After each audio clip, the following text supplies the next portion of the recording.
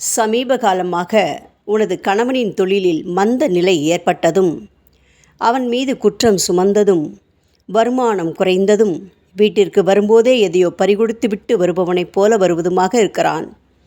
மறைந்து வாழ வேண்டிய கட்டாயமும், கழுத்தின் மேல் கத்தி வைப்பது போன்ற நிலையும் இப்பொழுது உனது கணவனை பிடித்திருக்கிறது. ஆகவே அது உன்னையும் ஆட்டி படைக்கிறது. அலுவலகத்து பிரச்சனையும் அடுத்தவர்களின் பிரச்சனையும் சேர்ந்து இப்பொழுது அவனை உருக்குலைத்து விட்டிருக்கிறது. மற்றவர்கள் தூற்றுவார்கள் என்ற கவலை ஒருபுறமும், தோற்றுவிட்டோமே என்ற கழிவிறக்கம் ஒருபுறமுமாக இருக்கிறது. மனம் ஒரு நிலையின்றி தவிக்கின்றான்.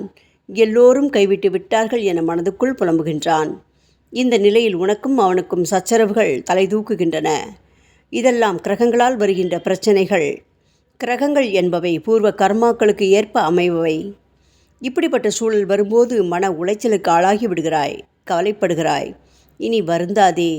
இந்த சோதனை கட்டத்திலிருந்து உன்னையும் உனது கணவரையும் காப்பதற்காக விரைந்து செயல்படுவேன். எதிர்த்து நிற்பவர்களை மறைமுகமாக போராடி வீழ்த்தி வெற்றியை உன் பக்கம் தேடித் தருவேன். கவலை கொள்ளாதே. ஓம் சாய்ராம்.